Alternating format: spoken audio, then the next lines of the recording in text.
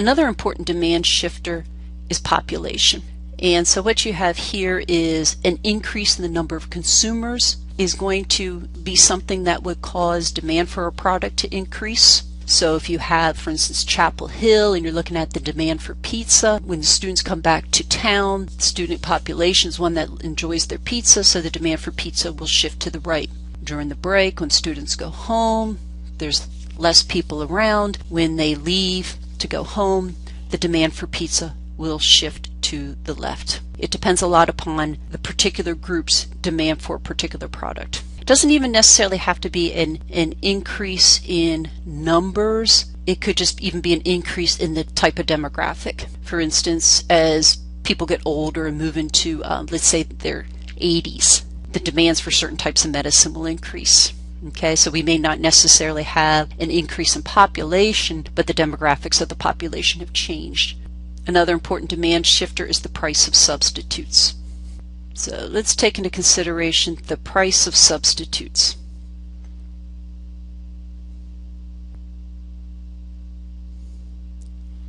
Substitute is obviously a product that can replace another. Some might say tea and coffee are substitutes, Coke and Pepsi are substitutes, pens and pencils, for instance. We're sticking with our coffee market, and so we want to know how the demand for coffee will change if there's a change in the price of tea. Okay, so the market that we're studying is the coffee market. And here's the quantity of coffee, the price of coffee, here's the demand curve for coffee, and this is the original demand curve. Over here we have the tea market. So here's the quantity of tea, your price of tea, and the original demand for tea. This is the demand for tea. This is the demand for coffee. Now, what we want to know is what happens to the demand curve for coffee if there is a change in the price of tea. Let's say the price of tea falls from $3 a cup to $2 a cup. Well, that's just going to be a movement along the given demand curve for tea. Price of tea falls, the quantity of tea demanded increases. But since tea and coffee are substitutes, what that will do is that as the price of tea falls, some coffee drinkers will substitute the relatively cheaper tea for coffee, right? There's an opportunity cost here. And so what we see is that the decrease in the price of tea is going to cause the demand curve for coffee to decrease. Because the price of tea is cheaper,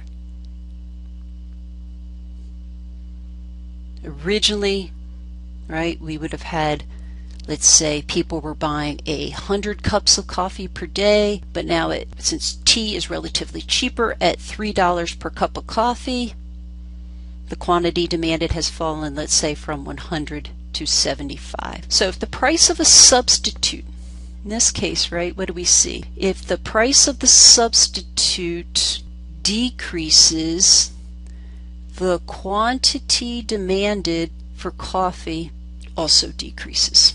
And it would work the opposite way too. If the price of a substitute, if the price of tea would increase, then some of those tea drinkers would come over and consume more coffee. And so then the quantity demanded for coffee would increase. Price of substitutes, change in the price of substitutes will cause the demand for the good that we are talking about to change in the same direction. So if price of substitute falls, demand for the product we're talking about will also fall.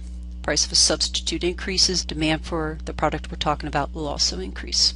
A fourth demand shifter is the price of a complement. Complements are things that we consume together. Chips and salsa, peanut butter and jelly, left shoe, right shoe, gasoline and cars, computers and software. So let's take a look at how a change in the price of a complement is going to affect the demand for a product. So let's take a look at complements. And I think just the best one to look at is the old the old PB&J, right? Peanut butter and jelly.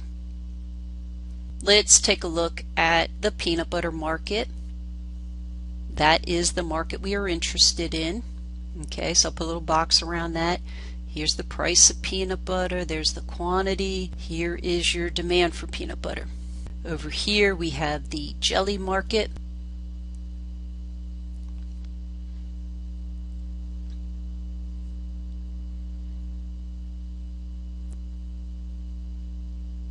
The demand for jelly. The demand shifter is the price of jelly. We want to know how, when the price of the complement changes, how it's going to affect the demand curve for peanut butter. Consider an increase in the price of jelly. So let's suppose the price of jelly goes from $4 a jar up to $5 per jar.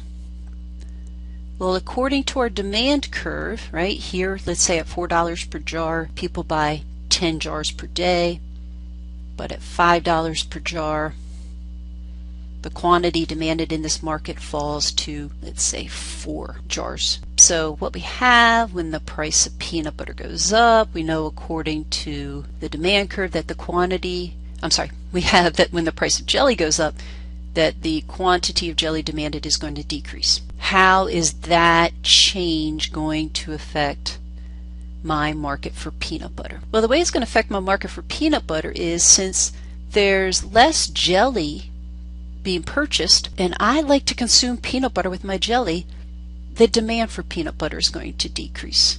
There's less peanut butter consumed at any given price, or alternatively, people are not willing to pay as much for a given quantity of peanut butter. So what we have here is that when the price of a complement